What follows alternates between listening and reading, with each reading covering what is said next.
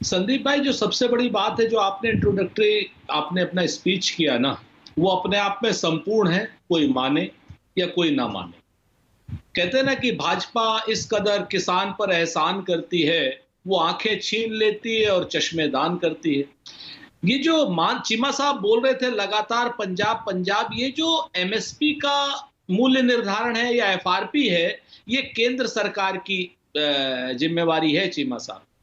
जो पेस्टिसाइड्स या डीजल या बाकी चीजें हैं, इनके ऊपर वैट लगाना या उनके ऊपर जीएसटी लगाना, ये भी केंद्र सरकार की। महंगाई भी केंद्र सरकार तय करती है और किसानों का दाम भी केंद्र सरकार तय करती है। इस चीज को समझना चाहिए।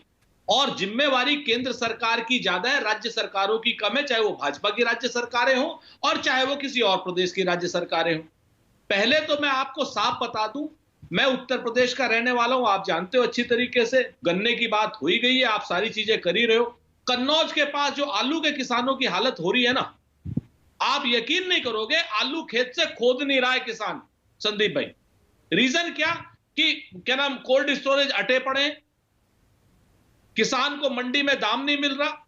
और आज से 5 साल पहले योगी सरकार ने घोषणा करी थी कि साहब हम आलू की एमएसपी करेंगे, इससे कम दाम पे नहीं करेंगे। और कल परसों भी घोषणा करी इन्होंने, कहने लगे 650 से कम नहीं करेंगे। क्या कर लोगे जी 650 में? 250 रुपए 150 रुपए क्विंटल तो आपकी खुदाई आ रही है।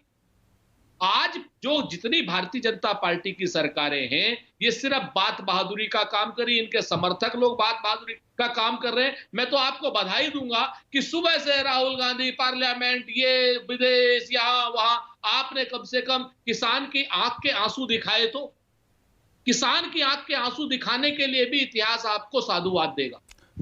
यहां पर सुरेंद्र, ये मैं तीसरा कार्यक्रम कर रहा हूं, सवाल व्यवस्था का है। भंडारण होता नहीं है, कोल्ड स्टोरेज आपने कहा अटे पड़े हैं आलू से, तो ये व्यवस्था क्यों नहीं बनी? और अगर कोई दिक्कत आती है तो सरकार इंटरवीन क्यों नहीं कर पाती? नेफेड क्यों नहीं खरीद लेता? उसके पास तो है, साइलोज हैं, भंडारण का इंतजाम है। मैंने इसीलिए सवाल आपसे पूछा था, सरकार हाथ थामने को तैयार क्यों नहीं दिखती किसान का? क्योंकि सरकार जो है वो हाथ थमवाना चाहती है अडानी के हाथ में। सरकार खुद नहीं हाथ थामना चाहती। सरकार चाहती है कि 3/8 भी खत्म कर दो। सरकार चाहती है एमएसपी भी खत्म कर दो। सरकार चाहती है कि डीजल को भी आसमान पे रेट कर दो। सरकार चाहती है कि क्या नाम, पेस्टिसाइड के ऊपर भी जीएसटी ज्यादा लगा दो, फार्मिंग इक्विपमेंट। और ये वर्तमान की सरकार, पहली सरकारों ने कुछ कमियां करी, मानता हूं, लेकिन ये सरकार तो बिल्कुल डाकू और लुटेरी हो गई है। इन लोगों ने क्या किया है? इन लोगों ने कहा कि भाई किसान की अब धरती बची है, अब किसान की धरती को कॉन्ट्रैक्ट फार्मिंग के नाम पर सीधे सीधे दे दो अडानी जी को। और जिस समय आप अडानी जी को दे दोगे, उस समय फिर बाकी सारी समस्याएं खत्म हो जाएंगी, किसान मजदूर बन जाएगा। जब आप कॉन्ट्रैक्ट फार्मिंग की बदलाव की बात करते हैं, 2007 से लेकर 2014 तक के बीच आपके कितने बड़े नेता यूपीए के इन्हीं नक्शे कदम पर आगे चलते दिखाई दे रहे थे? कॉन्ट्रैक्ट फार्मिंग की भी दुहाई दी जा रही थी। मैं इसीलिए सरकारों के चरित्र, सरकारों के डीएनए की बात कर रहा हूं। आप तो संदीप भाई किसान परिवार से हो। बटाई पर तो खेती हमारे यहाँ 70 सैकड़ों साल से चल रही है।